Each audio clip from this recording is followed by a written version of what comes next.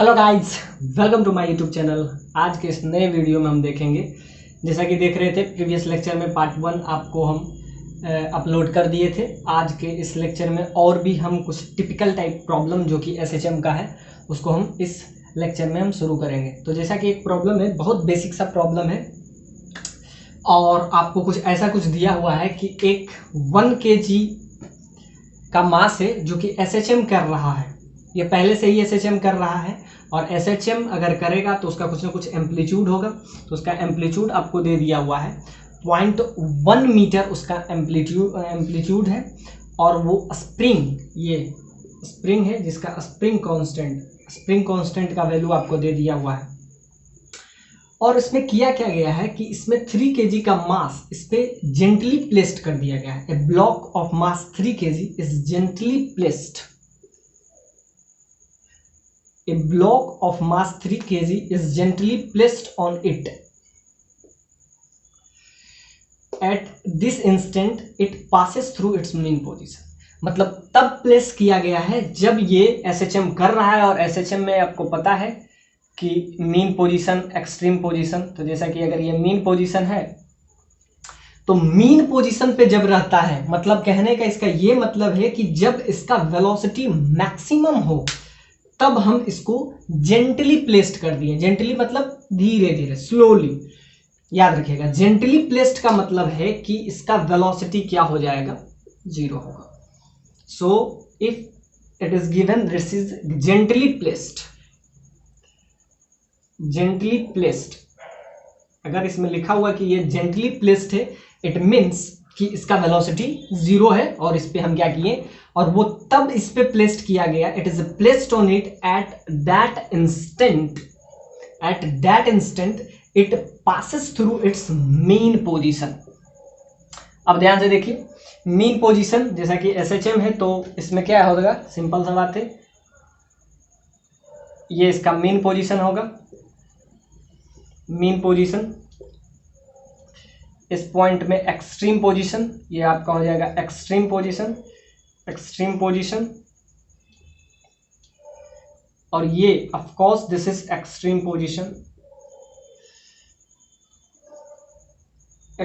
Position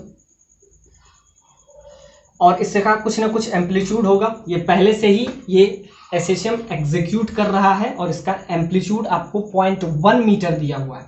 इसका spring constant आपको क्या दिया हुआ है, 100 न्यूटन पर मीटर। अब देखते हैं, आपसे पूछा क्या है कि ये दोनों block, assuming 2 block move together, मतलब लास्ट में क्या होगा, जब हम इसको जेंटली प्लेस्ड करेंगे तो ये दोनों एक साथ मूव करेंगे, यानी 2 ब्लॉक। यानी कि अब क्या हो जाएगा, अब पोजीशन इसका कुछ ऐसा होगा कि ये मीन पोजीशन पे जब हम इस पे जेंटली प्लेस्ड करेंगे तो इसके ऊपर 3 kg का मास रहेगा। इस पे जेंटली प्लेस्ड कर दिए। जेंटली इट मीन्स उसका वेलोसिटी क्या होगा, जब हम प्लेस्ड करेंगे तो ये आप समझ सकते हैं कि वो इसका वेलोसिटी 0 रहेगा। यानी कि आपको कहा क्या गया है, इस क्वेश्चन में पहले समझिए कि एक 1 kg का मास है जो कि एसएचएम कर रहा है और एसएचएम करेगा तो उसका कुछ ना कुछ एम्पलीट्यूड होगा जो कि 0.1 मीटर से ये इस टाइप से एसएचएम कर रहा है। अब हम क्या किए, इस पे A block of mass 3 kg which is gently placed on it at that instant which passes through its mean position। वो भी तब जब ये mean position से पास कर रहा है। मतलब समझिए कि इसका एम्पलीट्यूड का वैल्यू आपको क्या दिया हुआ है, 0.1 मीटर दिया हुआ है, यानी 0.1 मीटर आगे जा रहा है, इस टाइप से फ्लक्चुएट कर रहा है। इट्स गुड एसएचएम और स्प्रिंग कांस्टेंट भी आपको दे दिया हुआ। अब इस पे हम क्या किए, जब इस पोजीशन पे आया, यानी कि जब ये मीन पोजीशन पे आया, यानी ये ब्लॉक अपने मीन पोजीशन पे था और मीन पोजीशन पे आपको पता है कि वेलोसिटी क्या होता है, maximum, v max at its mean position, that is omega into A. Amplitude से ही आगे जाएगा, फिर वापस से आएगा, फिर इधर जाएगा, इस टाइप से ये मोशन करता रहेगा। So it execute SHM. तो जब ये अपने मैक्सिमम वेलोसिटी पे था तब इस पे हम 3 kg का मास और वो भी जेंटली प्लेस्ड कर दिए हैं। तो अब आपको बताना है कि ये दोनों, एज्यूमिंग 2 ब्लॉक मूव टुगेदर, अब क्या होगा, ये दोनों ब्लॉक आपस में साथ रहेगा। यानी कि ये 1 kg और 2 kg, अब दोनों साथ में क्या करेगा, सिंपल सा बात है, मूव करेगा। अब आप बताइए वही कि SHM करेगा तो अब उसका एम्पलीट्यूड क्या होगा, अब उसका फ्रीक्वेंसी क्या होगा, यानी कि find the frequency and amplitude of this motion. अब क्या होगा, अब आइए इस क्वेश्चन को हम देखते हैं। तो पहले ये SHM कर रहा था, उसके बाद क्या होगा, तो सिंपल सा बात है, जब SHM कर रहा है तो एम्पलीट्यूड भी दिया हुआ है, तो यहाँ से हम क्या निकाल लेते हैं पहला, तो जैसा कि ओमेगा का वैल्यू आपको पता है √/k/m होता है। तो पहले देखते हैं कि किस एंगुलर फ्रीक्वेंसी से ये मूव कर रहा था, एंगुलर फ्रीक्वेंसी। तो k का वैल्यू आपको दे दिया हुआ spring constant, that is 100 Nm/m divided by mass. अब इसका मास क्या था उस समय, 1 kg। तो ये पहले कुछ सिंपल सा बात है कि यहां से आपका आ जाएगा 10। तो इसका पहले एंगुलर फ्रीक्वेंसी का वैल्यू क्या है आपका, 10 आ गया। अब इस यहां से हम क्या निकाल सकते हैं, वी मैक्स मतलब कि जब ये मीन पोजीशन से पास कर रहा है, तो वैसे भी हम बताएं कि जब भी वो मीन पोजीशन से पास करता है तब इसका क्या होता है, वेलोसिटी मैक्सिमम होता है। फोर्स हमेशा टुवर्ड्स द मीन पोजीशन लगता है, जब भी SHM कोई ऑब्जेक्ट करता है तो फोर्स हमेशा क्या लगता है, टुवर्ड्स द मीन पोजीशन। तो वी मैक्स का वैल्यू, ओमेगा का वैल्यू यहाँ से आपका आ गया, और ए एम्पलीट्यूड जैसा कि आपको दे दिया हुआ 0.1, तो यहाँ से हम क्या निकाल लेंगे, वी मैक्स, यानी कि जब ये मीन पोजीशन पे रहेगा, एट मीन पोजीशन, तब इसका वेलोसिटी मैक्सिमम होगा। और मैक्सिमम कितना होता है, ओमेगा इंटू ए। ओमेगा का वैल्यू सिंपली 100 का रूट ये आपका 100 आ जाएगा। तो 10 इंटू एम्पलीट्यूड क्या है 0.1, तो यहाँ से आपका आ जाएगा 1 मीटर/सेकेंड। तो ये आपका क्या आ गया सिंपली, यानी कि जब ये मीन पोजीशन से जाएगा तब इसका वेलोसिटी क्या रहेगा, 1 मीटर/सेकेंड की स्पीड से ये जाएगा। अब हम इस पे क्या किए, 3 kg का मास डाल दिए। तो अब क्या होगा, SHM अब भी करेगा। अब आपको बताना है कि at this instant find the frequency, amplitude, all of those. अब ये SHM करेगा और उसका हमको क्या निकालना है, फ्रीक्वेंसी। तो पहले हम निकाल लेते हैं, जैसा कि ओमेगा का वैल्यू, स्प्रिंग कांस्टेंट तो चेंज नहीं होगा। अब ये इस पे क्या है, जेंटली प्लेस्ड कर दिया गया। तो अब ऐसा समझिए कि अब ये 2 ब्लॉक मिलके एक ही ब्लॉक है। तो अब हम क्या निकाल लेते हैं, ओमेगा का वैल्यू, यानी new angular frequency. New angular frequency, new angular frequency का वैल्यू क्या आ जाएगा, दैट इज √/k। तो वही रहेगा, लेकिन इस बार मास चेंज हो जाएगा, क्योंकि अब पहले 1 kg का मास था तो k/m लिखें, अब लिखेंगे m1 + m2, क्योंकि दोनों मास अब आ गया। तो अब इसका नया जो भी फ्रीक्वेंसी होगा वो कम हो जाएगा। ऑफ कोर्स है कि इतना एम्पलीट्यूड उसका नहीं होगा, अब वो अपना एम्पलीट्यूड चेंज कर लेगा, एंगुलर फ्रीक्वेंसी भी चेंज कर लेगा। और एंगुलर फ्रीक्वेंसी इसको हम ले लेते हैं ω0, दिस इज ओमेगा। अब ध्यान से देखिए, अब क्या हो जाएगा, सिंपली k का वैल्यू आपको 100 Nm/m दिया हुआ है। अब क्या हो जाएगा, 3 + 1 दैट इज 4, और यहाँ से आपका आ जाएगा, सिंपल सा बात है, 5, और यहाँ से 25 आ जाएगा, और सिंपल सा बात है 100 डिवाइडेड बाई 4 का रूट, ये आपका 25 आ जाएगा, और ये ऑफकोर्स आपका आ जाएगा 5, यानी पहले जो 10 था अब वो क्या आ जाएगा, एंगुलर फ्रीक्वेंसी यहाँ से आपका आ जाएगा 5। अब ध्यान से देखिए, तो यहाँ से आपका आ गया, सिंपल सा बात है, ये वैल्यू आ गया। तो ओमेगा का वैल्यू यहाँ से हम निकाल लिए, न्यू ओमेगा। अब हम फिर वापस से फिर निकालेंगे वी मैक्स। अब इसका एम्पलीट्यूड क्या होगा, अब देखते हैं क्या होगा। तो जैसा कि आपको पता है कि इस क्वेश्चन में बहुत क्लियर सा कंसेप्ट हम लिखेंगे, पी इनिशियल पी फाइनल, यानी कि momentum conservation. We use momentum conservation. देखिए, जब भी आप SC वर्मा का क्वेश्चन बनाते हैं तो इसमें एक प्रॉब्लम में आपको 2-3 कंसेप्ट मिक्स कर दिया गया है। यहाँ तक तो समझना आपके लिए आसान हो गया, SHM का है। अब हम क्या करेंगे, सिंपल सा बात है, पी इनिशियल पी फाइनल को यूज करेंगे, यानी कि momentum conservation. We use momentum conservation. तो मोमेंटम कंजर्वेशन में हमको क्या क्या पता चलेगा कि मास इतना है, वेलोसिटी ये है, ओमेगा आपको वैल्यू अलग अलग है। अब हम यहाँ से निकाल लेते हैं कि उसका एम्पलीट्यूड क्या हो, क्योंकि आपसे क्या क्या पूछ रहा है, एंगुलर फ्रीक्वेंसी पूछ रहा है जो कि आपका निकल गया, लेकिन अब हमको क्या निकालना है, एम्पलीट्यूड निकालना है।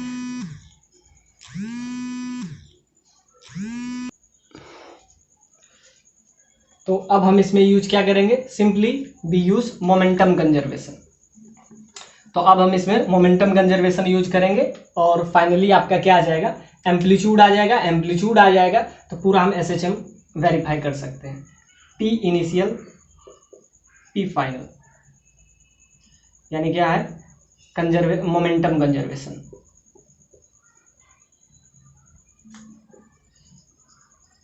मोमेंटम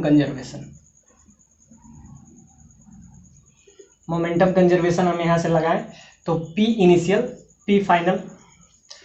अब इसमें पहले वेलोसिटी क्या था, पहले वेलोसिटी हम निकाल लिए थे, इतना वेलोसिटी से मूव कर रहा था। अब इससे कुछ ना कुछ कम ही वेलोसिटी होगा, यानी कि जब पहले मास m था तब इसका वेलोसिटी क्या था, v था, और v हम लास्ट में पुट कर देंगे कि v का वैल्यू क्या है।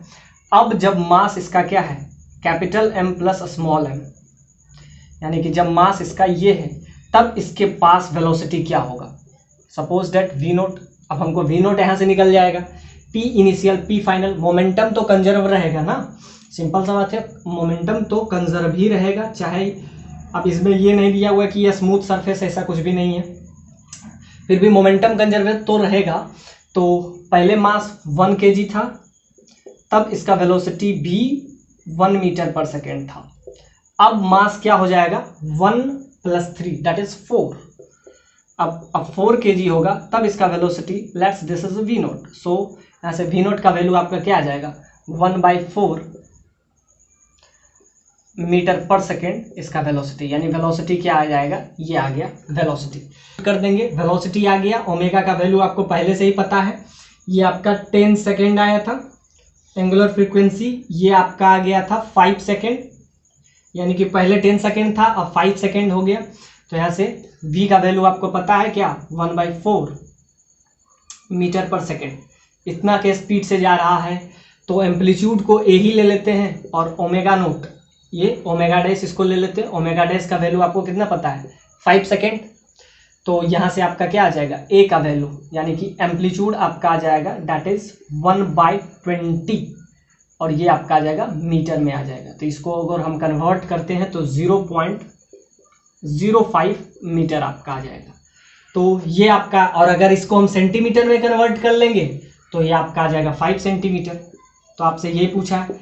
और यहाँ से अगर हम टाइम पीरियड निकालें, आपसे कुछ भी पूछ सकता है, एम्पलीट्यूड पूछ सकता है। एम्पलीट्यूड का वैल्यू क्या आ गया, सिंपली एम्पलीट्यूड का वैल्यू आपका आ गया।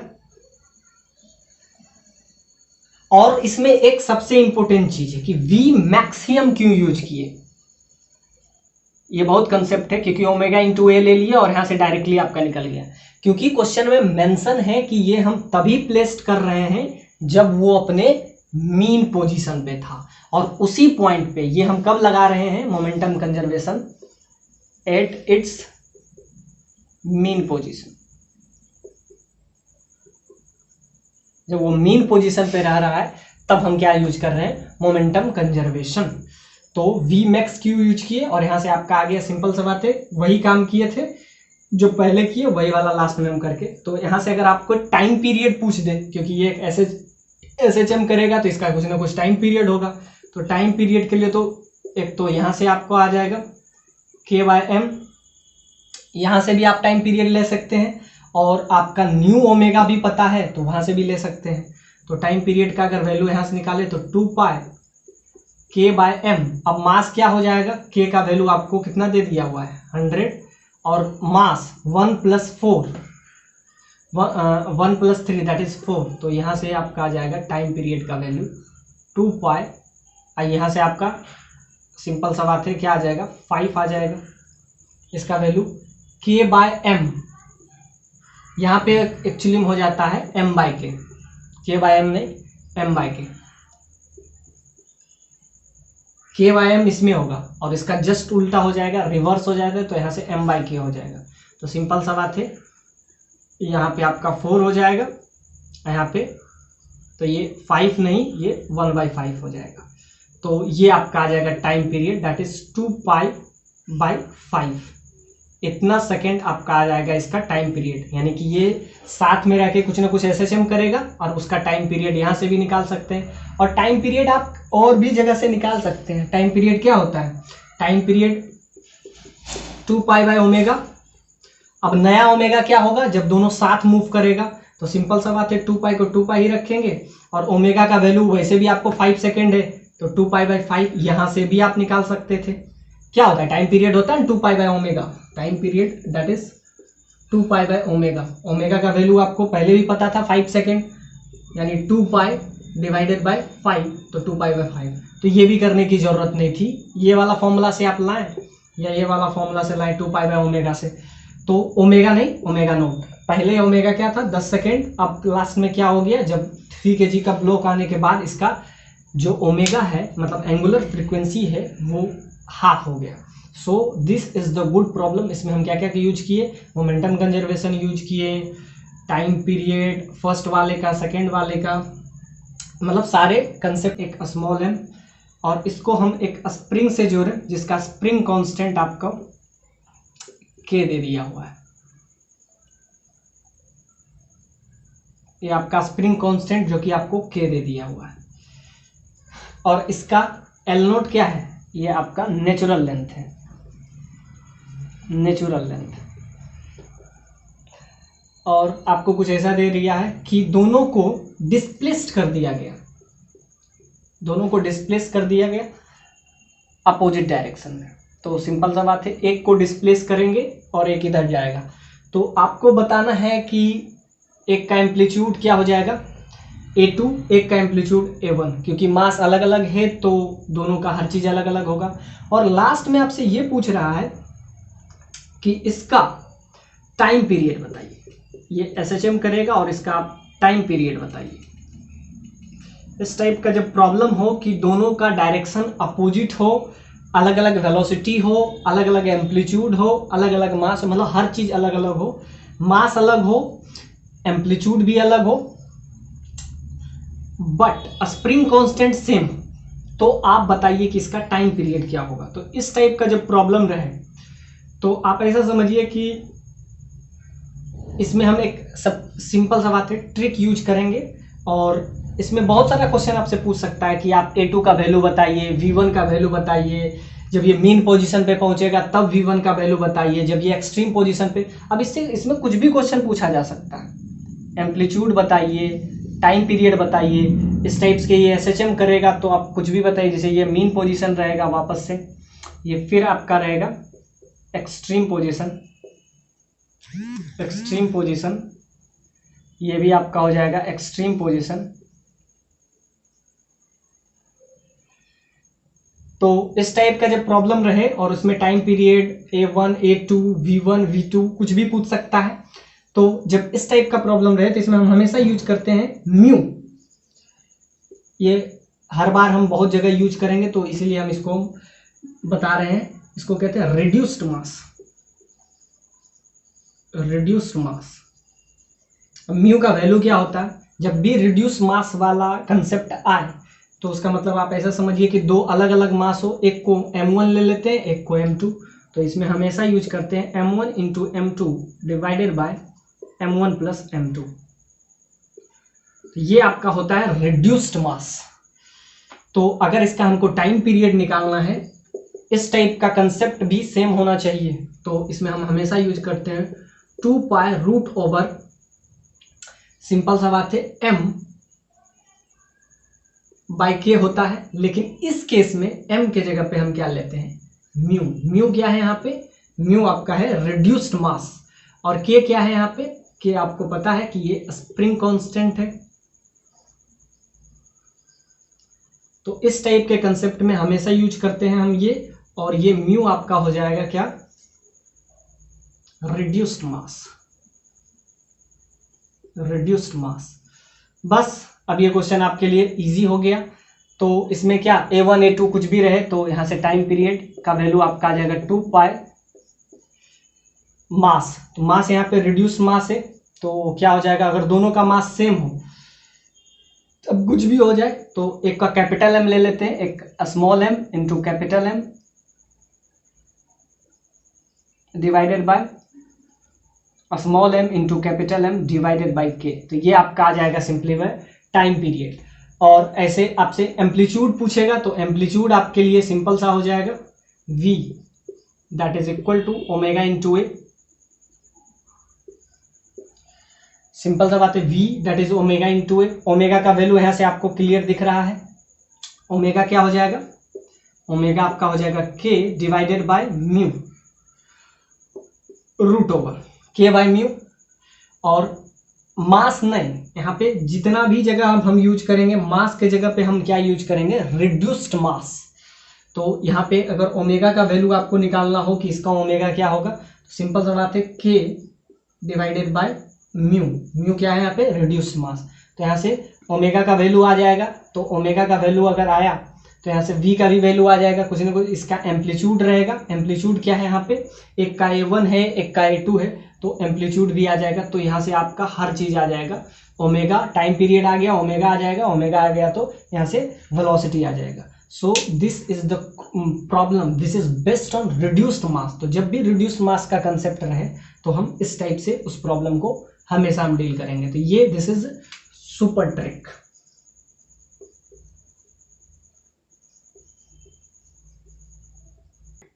स्प्रिंग है जो कि अपने नेचुरल लेंथ पे है, नेचुरल लेंथ पे, इसका नेचुरल लेंथ आपको L दिया हुआ है।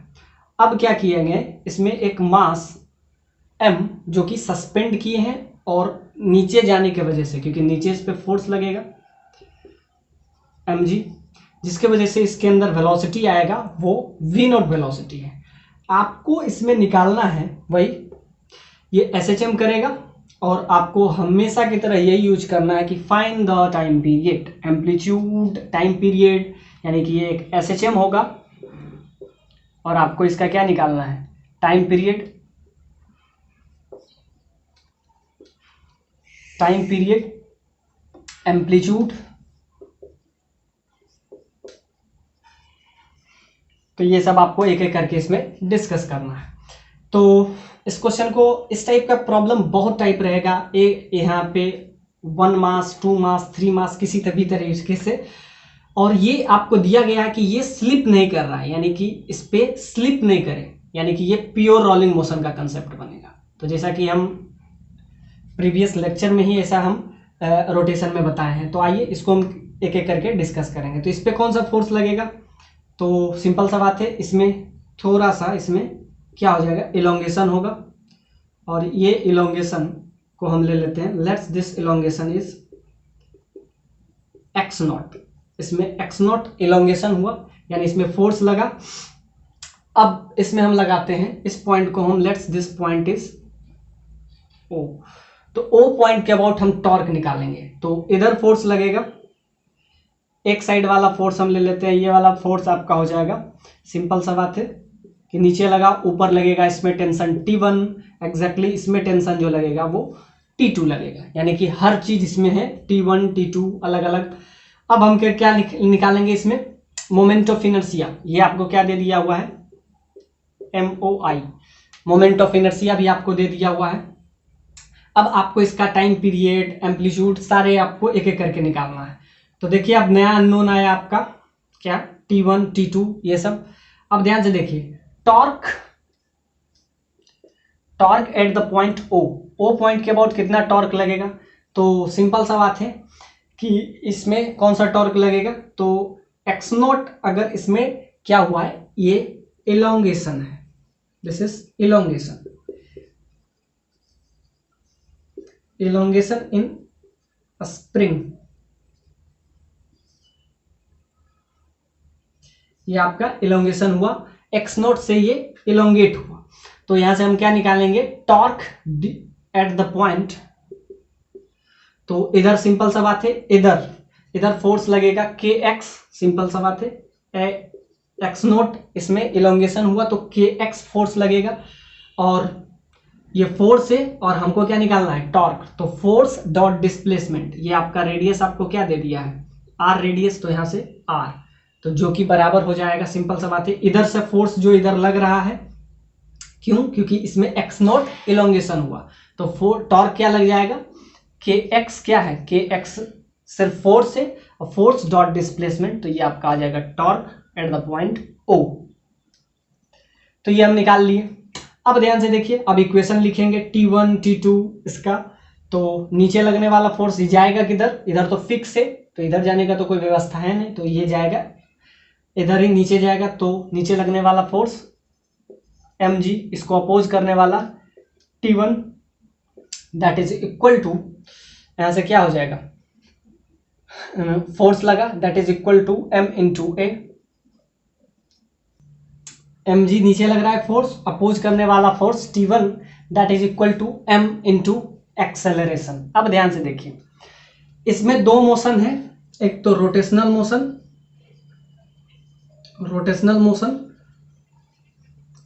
प्लस लीनियर मोशन, दोनों का कॉम्बिनेशन है, मतलब ये ऊपर नीचे भी जा रहा है और इसके अबाउट क्या हो रहा है, रोटेट भी कर रहा है।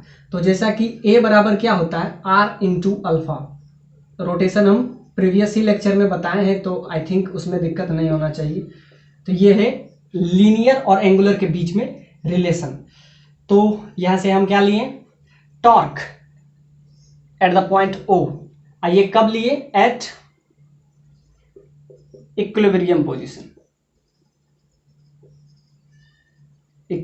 पोजीशन, मतलब एक ऐसा पॉइंट आएगा जब ये जाके रुक जाएगा, तो जब रुक जाएगा तब हम उस पॉइंट पे टॉर्क निकालें कि टॉर्क क्या लगेगा, सिंपल सा बात है, जिस पॉइंट पे ये क्या हो जाएगा, रुक जाएगा, नीचे जाने पे एक बार इसका वेलोसिटी एक पॉइंट पे आके जीरो हो जाएगा, तो बैलेंस फोर्स, तो उस समय टॉर्क इस पॉइंट पे क्या होगा, तो उस पॉइंट पे क्या लगेगा, के एक्स नोट, एक्स नोट इसका क्या है, इलोंगेशन, और उसके बाद क्या होगा, सिंपल सा बात है कि ये कौन सा है, एट इक्विलिब्रियम पोजीशन, यानी कि जब फोर्स बैलेंस हो जाएगा। तो इसमें देखिए दो टाइप का इलोंगेशन देखेंगे, एक तो इक्विलिब्रियम पोजीशन पे, जिस पे जाके ये होल्ड करेगा, तो वहां पे हम क्या लिखें, के एक्स नोट, तो ये क्या है, इक्विलिब्रियम पोजीशन पे। अब आइए इसमें हम क्या देखेंगे, इसमें x प्लस ये इतना इलोंगेशन, ये आपका हो जाएगा टोटल इलोंगेशन, ये आपका आ जाएगा टोटल इलोंगेशन। एक्स नोट क्या है, एक्स नोट है इक्विलिब्रियम पोजीशन तक, और उसके बाद भी तो ध्यान से देखिए, एक पोजीशन पे आएगा जब इसका वेलोसिटी जीरो हो जाएगा, तब जो इलोंगेशन होगा एक्स नोट प्लस एक्स हो जाएगा, यानी कि सबसे ज्यादा ये मैक्सिमम इलोंगेशन होगा। तब हम क्या देखें, यहाँ पे हम फर्स्ट इक्वेशन ले लिए, और जैसा कि हम कह रहे हैं रोटेशनल और इसमें लीनियर दोनों टाइप का मोशन है, तो यहाँ से हम क्या लिखेंगे, अल्फा का वैल्यू क्या लिख देंगे, तो यहाँ पे टॉर्क का वैल्यू क्या लिख देंगे, सिंपल सा बात है, torque that is I into alpha, और अल्फा ए के टर्म में इसमें हम कन्वर्ट कर लेंगे, तो यहाँ से आपका आ जाएगा मास इंटू एक्सेलरेशन। तो ये फर्स्ट इक्वेशन है। अब ध्यान से देखते हैं कि इस पे नेट टॉर्क किधर लग रहा है। अब ये चाहेगा इधर लगेगा, सिंपल सा बात है, जब भी हम टेंशन को दिखाते हैं तो अवे फ्रॉम द ऑब्जेक्ट, तो इधर एक इधर टेंशन लग रहा है, एक इधर लग रहा है, तो हम देखते हैं नेट, तो सिंपल सा बात है, जहां नीचे रहा है तो T1 into r minus T2 into r, यानी फोर्स T1 है, आर क्या है, तो ये आपका हो जाएगा टॉर्क, जो कि इसको किधर चाहेगा, क्लॉकवाइज ये मूव करे, ये क्या चाहेगा, ये टॉर्क चाहेगा कि ये क्लॉकवाइज सेंस में मूव करे, ये क्या चाहेगा क्लॉकवाइज, और ये क्या चाहेगा, सिंपल सा बात है ACW एंटी क्लॉकवाइज सेंस में इसको मूव कराना चाहेगा, तो क्या हो जाएगा, सिंपल सा बात है, T1 minus T2 that is equal to I into alpha. I का वैल्यू आपको पता है, अल्फा भी आपको पता है, तो ये क्या हो जाएगा, सिंपल सा बात है, इसके टर्म में तो अल्फा को वैल्यू हम यहां से लिख लेंगे, तो अल्फा क्या हो जाएगा, सिंपल सा बात है A/R, तो यहां से उसको हम क्या कर लेंगे। और याद रखिएगा SHM में हम एक्सेलरेशन को किससे, F से डिनोट करते हैं, क्योंकि एम्पलीट्यूड भी ऐसे एक्सेलरेशन भी ऐसे, तो क्या हो जाएगा, दोनों में मिसअंडरस्टैंडिंग हो जाएगा। तो ये आपका हो जाएगा एक्सेलरेशन को हम क्या किस चीज से डिनोट करेंगे, ए से नहीं F से, तो ये हम पहले बता भी चुके हैं। तो यहाँ से हम क्या गए एफ। तो अल्फा का वैल्यू इन टर्म्स ऑफ ए के टर्म में हम ले लेंगे और ये क्या आ जाएगा, सिंपल सा बात है, ये क्लॉकवाइज इसको मूव कराना चाहेगा, ये एंटी क्लॉकवाइज, तो क्या हो जाएगा T1 minus r T2 into r that is equal to I into alpha. R common ले लेते हैं तो यहाँ से आपका आ जाएगा T1 minus T2 that is equal to I into alpha by are. अब ध्यान से देखिए, अल्फा को आर के टर्म में भी हम लिख सकते हैं। तो ये आपका आ गया फर्स्ट इक्वेशन। अब ध्यान से देखिए, एक T1 के ये इक्वेशन को आप ले लीजिए इक्वेशन सेकंड, ये आपका फर्स्ट इक्वेशन आया था। और याद रखिए इक्विलिब्रियम पोजीशन पे इसका जो एलोंगेशन होगा वो x0 है। अब ध्यान से देखिए, इसमें दो एलोंगेशन होगा, एक ऐसा पॉइंट आएगा जब ये बहुत नीचे आएगा, एक पॉइंट आएगा जहाँ पे ऊपर लगने वाला फोर्स नीचे लगने वाले फोर्स के बराबर होगा, तब वो इक्विलिब्रियम पोजीशन को अटेन करेगा। और एक बार इसमें मैक्सिमम इलोंगेशन होगा, और मैक्सिमम इलोंगेशन क्या हो जाएगा x0 है, ये है आपका इक्विलिब्रियम पोजीशन का, और ये है इक्विलिब्रियम से थोड़ा सा एकदम। तो ये टोटल इलोंगेशन अगर इसमें हम देखेंगे तो क्या है, ये आ जाएगा, ये मैक्सिमम इलोंगेशन है। अब क्या करेंगे, इक्वेशन फर्स्ट को इक्वेशन सेकंड से क्या करेंगे, सिंपली ऐड कर देंगे, यानी adding equation first plus equation second, दोनों को अगर हम ऐड करते हैं तो क्या आपका कैंसिल हो जाएगा, T1 से T1 कैंसिल हो जाएगा और आपका क्या आ जाएगा mg माइनस T2। तो mg minus T2 that is equal to, right side add करेंगे तो m इंटू एफ। अब सबको f के टर्म में ही ले लेते हैं, इधर क्या है plus i into alpha by are. अब अल्फा को हम किसके टर्म में ले लेंगे, a के टर्म में। तो अल्फा का वैल्यू यहाँ से क्या आ जाएगा, अल्फा का वैल्यू a बाय आर। तो अब a को हम किससे डिनोट कर रहे हैं, एसएचएम में a को f से डिनोट करते हैं, क्योंकि a एम्पलीट्यूड भी होता है। तो यहाँ से आपका आ जाएगा simply mg minus T2 that is equal to m into F plus i into alpha का वैल्यू a बाय आर। तो a को हम क्या लिख रहे हैं f, तो f बाय क्या हो जाएगा आर स्क्वायर। तो ये आपका आ गया इक्वेशन। अब इक्वेशन को हम बस सॉल्व करेंगे और आपका क्या आ जाएगा, सिंपली इसका टाइम पीरियड का वैल्यू आ जाएगा। तो इसमें क्या आ रहा है आपका mg minus T2 that is equal to m plus F plus I into a को, अल्फा को किसके टर्म में हम लिख लिए, ए के टर्म में, तो वो f हो जाएगा और डिवाइडेड बाय आर स्क्वायर। तो ये आ गया। अब ध्यान से देखिए T2 का वैल्यू क्या होगा।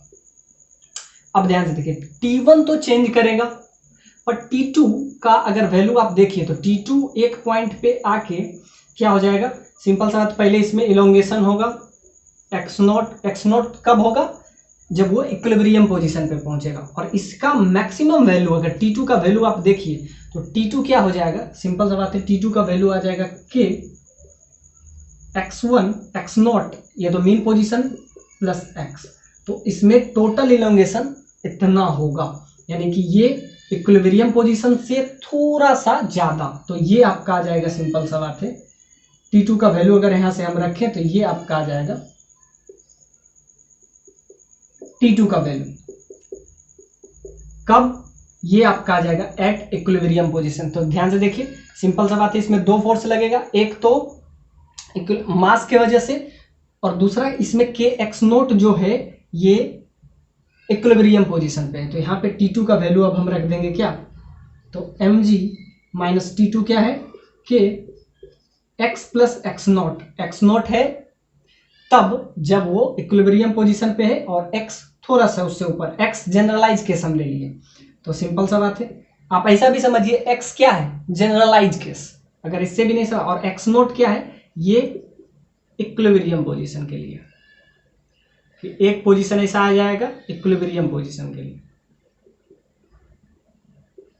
और यहाँ पे x क्या है, x हमेशा की तरह जनरलाइज केस लेते हैं, यहां से आपका आ जाएगा m into F plus i into F by are square. तो ये आपका आ जाएगा। तो सिंपल सा बात है, इसको हम लिखेंगे mg माइनस के एक्स, ये आपका टॉर्क आ गया। और सिंपल सा बात है, इधर क्या लगेगा, के x0 into are equilibrium position पे, और इधर क्या हो जाएगा, ये बराबर हो जाएगा, इधर mg लग रहा है और रेडियस क्या है, दोनों बराबर हो जाएगा, यानी कि उस पॉइंट पे ये बैलेंस हो जाएगा, बैलेंस फोर्स लगेगा। तो mg इंटू आर, यहाँ आर से आर कैंसिल हो जाएगा और यहाँ से आपका आ जाएगा के एक्स नोट mg के बराबर होगा। कब? जब ये इक्विलिब्रियम पोजीशन को अटेंड करेगा। तो सिंपल सा बात है, और ये आपका आ जाएगा m into F plus I F by R square. तो यहाँ से क्या हो जाएगा, mg यहाँ पे क्या है, इस इक्वेशन को भी यूज करेंगे तो mg के एक्स नोट के बराबर है, तो mg के एक्स नोट से कैंसिल हो जाएगा और यहाँ से आपका आ जाएगा minus K X, negative sign right side ले लेंगे, तो यहाँ से k इंटू एक्स, एक्स क्या है, जनरलाइज केस, तो इसमें मैक्सिमम जो होगा इसमें इलोंगेशन वो क्या हो रहा है, x प्लस एक्स नॉट। तो यहाँ से आपका आ जाएगा m कॉमन ले लेते हैं, तो यहाँ से m f कॉमन ले लेते हैं सब में, तो यहाँ से आ जाएगा m plus I by R square into F that is equal to K X. तो ध्यान से देखिए, अब इक्वेशन आपका जनरल इक्वेशन आया क्या। तो इस टाइप का जब भी कोई प्रॉब्लम रहे तो यहाँ से आपका आ जाएगा के एक्स, निगेटिव साइन है, इसको राइट साइड ले लेते हैं, तो that is equal to m plus I by are square into F. तो वैसे भी जब भी SHM हम बनाएं तो SHM में क्या होता है, सम फोर्स इंटू डिस्प्लेसमेंट, इस टाइप से ये सम कांस्टेंट इंटू एक्सेलरेशन, और इस टर्म में रहे k इंटू एक्स, तो ये क्या हो जाता है आपका, ये आपका आ जाता है, सिंपल सा बात है, ये आगे आपका SHM का इक्वेशन kx इंटू, तो kx some constant into acceleration, ये आपका आ जाएगा SHM का फॉर्म। और यहाँ से आपका ये आ जाएगा क्या, यहाँ से अगर हम ओमेगा का वैल्यू निकाल लें, अब इसको हम ऐसा लिख सकते हैं कि आपका f क्या है यहाँ पे, एक्सेलरेशन, एक्सेलरेशन क्या हो जाएगा, सिंपल सा बात है, k divided by m plus I by are square into negative sign जो पहले से आया था इंटू एक्स।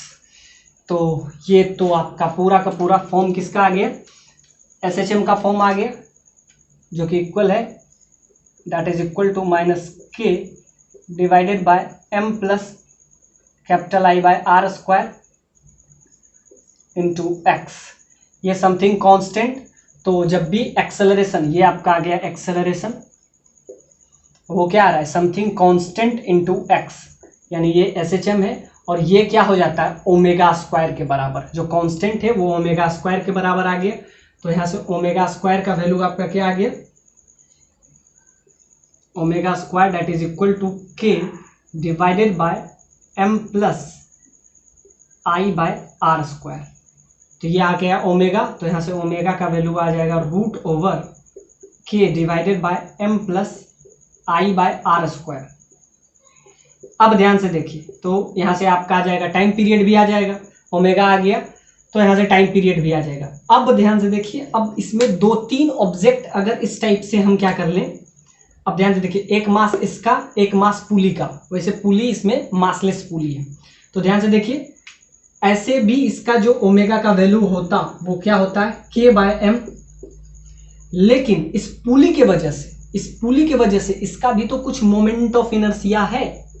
अब ध्यान से देखिए, एक तो सॉलिड प्रूफ करके हम लाए, और जब भी अब दूसरे टाइप का प्रॉब्लम रहे तो वैसे भी तो k बाय एम हो जाता है, लेकिन पुली के वजह से पुली का मोमेंट ऑफ इनर्शिया में इसमें ऐड हो गया, तो ओमेगा वैसे भी root over k by M होता है। और जब दो अलग अलग मास यूज करे, यानी कि दो पुली, इसमें एक पुली है पर दो पुली भी यूज करेगा, तो m plus I by are square उसका ऐड कर देंगे, ऐसे ही सिंपल सा बात ऐड करते रहेंगे और रूट ओवर हो जाएगा। तो ये आपका सिंपल सा बात है कि अलग पुली के वजह से उसका ये ऐड हो गया एम आर स्क्वायर। तो जैसा कि बात है कि मोमेंट ऑफ इनर्शिया किसी का एम आर स्क्वायर होगा तो उसका ये डिवाइड कर लेते हैं, तो आर स्क्वायर से आर स्क्वायर कैंसिल। तो सिंपल सा बात है कि ये, जैसा कि हम पिछले क्वेश्चन में बताए थे, reduced mass mu that is reduced mass, तो रिड्यूस मास का कंसेप्ट इसमें भी लग रहा है। तो अब जब भी दो अलग अलग पुली रहे तो जितना भी पुली रहे आई बाय उसका मोमेंट ऑफ इनर्शिया आपको पता चाहिए, हेल्प से हम इसे एज ए ट्रिक रहेंगे। तो इसमें अगर दो अलग अलग पुली रहे तो हम क्या करेंगे, मतलब इसी क्वेश्चन में अगर रहे तो हम क्या करेंगे, ऐसा रहे, इधर फिक्स रहे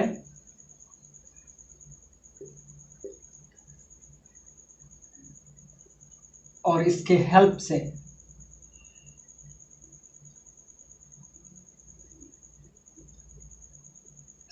एक इधर पुली रहे और एक इधर भी पुली रहे जो कि इसी में अटैच्ड रहे, और इधर आपको ये मास इस टाइप से रहे और इसका टाइम पीरियड पूछे, मतलब यही कंसेप्ट रहे, बस दो अलग अलग पुली रहे। तो इसके लिए हम क्या करेंगे, ओमेगा का वैल्यू क्या करेंगे, √K/m ऐसे होना चाहिए था जब मास m रहे। दो अलग अलग पुली है तो क्या यूज करेंगे, इसका अगर I1 मोमेंट ऑफ इनर्शिया है, रेडियस इसका R1 है, इसका रेडियस R2 है, मोमेंट ऑफ इनर्शिया I2 है, तो हम क्या यूज करेंगे, I1 divided by R1 square plus I2 divided by R2 का स्क्वायर। तो ये आपका आ गया क्या, इसको कहते हैं angular momentum, angular frequency, angular frequency. तो क्या क्या चेंज हुआ, एक पुली था, अब ऐसे ही दो पुली अगर इसमें अटैच्ड हो जाएगा तो कंसेप्ट तो चेंज नहीं हो जाएगा। तो क्या करेंगे, ऐसे K/m होना चाहिए था, इसके वजह से ये पुली है, ये मासलेस पुली है, तो I/m स्क्वायर, इसका मोमेंट ऑफ इनर्शिया I1 है, इसका मोमेंट ऑफ इनर्शिया I2 है, एक का रेडियस R1 है, एक का रेडियस R2 है, तो ये हम उसमें यूज करेंगे, जिससे आपको क्या नहीं मिल जाएगा, एंगुलर मोमेंटम। वो सब करना नहीं पड़ेगा जो कि हम, और इस टाइप से मूव कर रहा है, दोनों एक दूसरे के अपोजिट डायरेक्शन में मूव कर रहा है। मतलब ये अगर इस डायरेक्शन में है, यानी कि ये ACW में अगर मूव कर रहा है तो ये CW, यानी ये क्लॉकवाइज और ये एंटी क्लॉकवाइज डायरेक्शन में। अब ध्यान से देखिए, और आपसे कह रहा है कि व्हील और प्लेट, यानी कि इसके बीच में म्यू का वैल्यू, मतलब coefficient of friction that is mu given है, तो इसके बीच भी वही होगा म्यू, ये भी आपको दिया हुआ है, और दोनों के बीच का लेंथ आपको क्या दे दिया हुआ है, L दे दिया हुआ है। और आपसे वही पुराना क्वेश्चन कि आप बताइए इसका time period of oscillation. If it is slightly displaced along its length and released, मतलब इसको सिंपली डिस्प्लेस्ड कर दिया गया है और उसके बाद क्या किया गया है, रिलीज कर दिया, छोड़ दिया गया। तो आप इसका क्या क्या बताइए, सिंपल सा बात है, टाइम पीरियड ऑफ ऑसिलेशन बताइए। और दूसरा इसमें आप बताइए कि पहले तो हम इसको एक एक करके डील करते हैं, टाइम पीरियड तो लास्ट में आएगा, पहले हम एम्पलीट्यूड लाएंगे, फिर उसका एंगुलर फ्रीक्वेंसी लाएंगे, तो हम एक एक करके इसको हम डील करते हैं। अब ध्यान से देखिए इस पे क्या क्या लगेगा, इस पे ऊपर के डायरेक्शन में, क्योंकि ये कांटेक्ट में है तो कांटेक्ट फोर्स लगेगा N1, एग्जैक्टली इस पे भी लगेगा। दोनों का रेडियस तो सेम है और दोनों के बीच में लगने वाला कोफिशिएंट ऑफ फ्रिक्शन व्हील और प्लेट के बीच में, वो भी आपका म्यू है। अब ध्यान से देखिए, इसका रेडियस R है तो इसका रेडियस भी R ही होगा, बस दोनों का डायरेक्शन अलग अलग है। तो क्या होगा, ये क्या चाहेगा, ये चाहेगा ये एंटी क्लॉकवाइज डायरेक्शन में मूव करे, मतलब ये डायरेक्शन इसका इधर रहेगा, तो जिसके वजह से इसमें फ्रिक्शन पीछे के डायरेक्शन में लगेगा, वो क्या लगेगा, F1 फ्रिक्शन। एग्जैक्टली ये इधर मूव करना चाहेगा तो इस पे फ्रिक्शन जिस डायरेक्शन में मूव करता है उसके अपोजिट, यानी friction that is oppose the relative motion between plate and wheel. So ये क्लॉकवाइज डायरेक्शन में मूव करना चाहेगा तो इस पे फ्रिक्शन किधर लगेगा, इस डायरेक्शन में फ्रिक्शन लगेगा, यानी कि दोनों के लिए अलग अलग डायरेक्शन में फ्रिक्शन, ये F1 है और ये F2 है। आपको म्यू का वैल्यू भी आपको दे दिया हुआ है। तो आइए अब इसको हम एक एक करके ध्यान से देखिए, ये इस क्वेश्चन को बताने के लिए SHM से पहले ही हम इसलिए रोटेशन पढ़ा भी है, क्योंकि इसमें रोटेशन का कंसेप्ट बहुत यूज होगा। सिंपल सा बात है कि ये बस नाम का एसएचएम है, इसमें पूरा का पूरा रोटेशन का ही कंसेप्ट यूज होगा। इसके सेंटर, इसका मास आपको क्या दे दिया हुआ है, कैपिटल एम। अब इधर नीचे की तरफ इस पे फोर्स एक और लगेगा mg। अब ध्यान से देखिए, इसमें हम टॉर्क देखेंगे कि इसमें जो रीस्टोरिंग फोर्स लगेगा उसका वैल्यू क्या होगा। रीस्टोरिंग फोर्स, अब ध्यान से देखिए, टोटल लेंथ अगर l है तो इसका हाफ लेंथ क्या हो जाएगा, l/2 हो जाएगा। एग्जैक्टली ये भी लेंथ आपका क्या हो जाएगा, l/2 हो जाएगा। तो हाफ लेंथ इसका हो जाएगा, डिस्ट्रीब्यूट हो जाएगा। अब ध्यान से देखिए, एक पॉइंट ले लेते हैं और उसके अबाउट हम क्या ले लेते हैं, टॉर्क ले लेंगे। तो ये जो पूरा का पूरा कंसेप्ट आपका टॉर्क का है, तो हम एक एक करके लेते हैं। तो इस पॉइंट को हम ले लेते हैं ओ तो हम पहले ले चुके हैं, तो इस पॉइंट को हम ले लेते हैं एस, इस पॉइंट को हम ले लेते हैं टी, और इस पॉइंट को हम ले लेते हैं क्यू। तो अब हम अलग अलग पॉइंट के लिए, तो सिंपल सा बात है, रीस्टोरिंग फोर्स, इसमें क्या करेंगे, सिंपल सा बात है कि इसको आगे डिस्प्लेस्ड कर दिया गया है। क्या क्या, it is slightly displaced along its length, length के अलोंग इसको स्लाइटली डिस्प्लेस्ड करके, तो क्या हो जाएगा, थोड़ा सा आगे जाएगा। लेकिन क्योंकि ये इस फ्रिक्शन का डायरेक्शन दोनों का अपोजिट है, यानी एक अपोज करेगा, जिसके वजह से ये थोड़ा सा आगे स्लाइड होगा।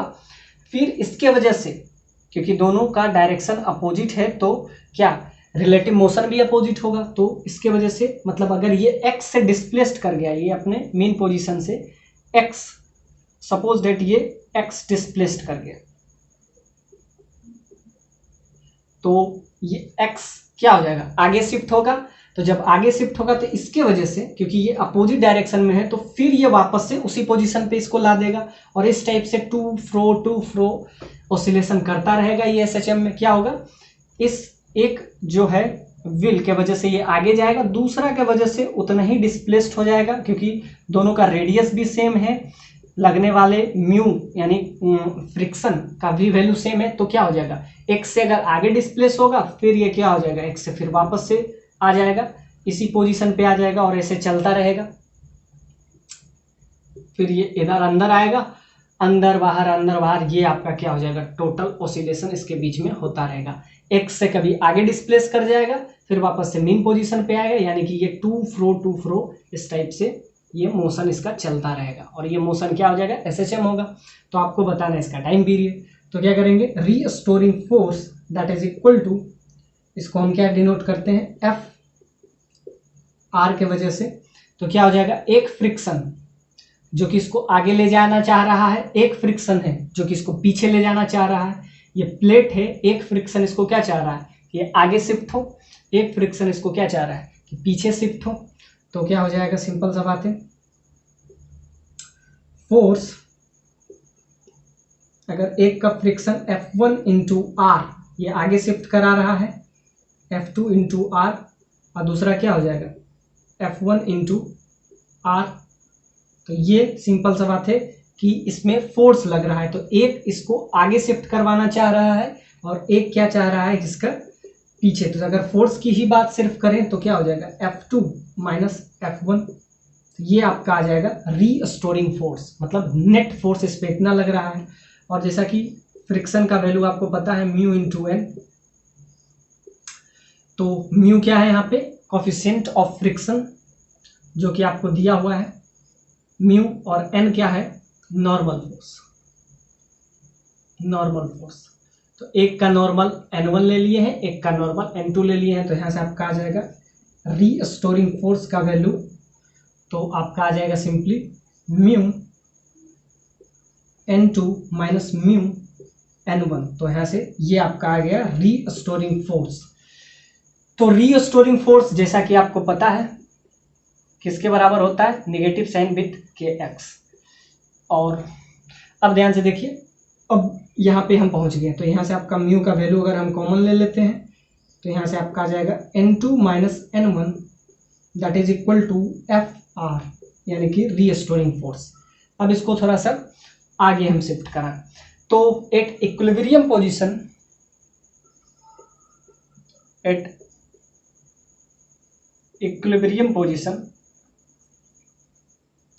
इक्विलिब्रियम पोजीशन में क्या होगा, सिंपल सा बात है, जितना ऊपर फोर्स उतना नीचे फोर्स, यानी कि जब ये मीन पोजीशन पे रहेगा इक्विलिब्रियम पोजीशन पे, तो नीचे लगने वाला, ऊपर लगने वाला कौन सा फोर्स, N1 ऊपर लग रहा है plus N2 that is equal to नीचे लगने वाला फोर्स कौन सा है, mg, तो mg से बैलेंस हो जाएगा। तो एक इक्वेशन यहाँ से भी आ जाएगा कि ऊपर लगने वाला फोर्स नीचे लगने वाले फोर्स के बराबर है, तो ऊपर लग रहा है N1 प्लस N2 और नीचे क्या लग रहा है mg, तो एक इक्वेशन यहाँ से भी आ गया।